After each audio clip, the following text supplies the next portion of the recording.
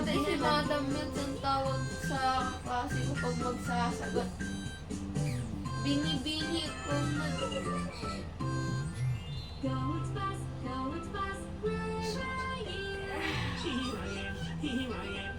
Yung English teacher namin kilala yung Vicky. Look. Fun siya. Kilala niya si Mika. Lahat sila kilala. Alam mo yung anak niya? Kaklase niyo. Wait lang, magkaklasmate kasi ako dito sa school. Ano, grade 4 ako tayo sa CS. At may SSES din para sa huling pag. Ha?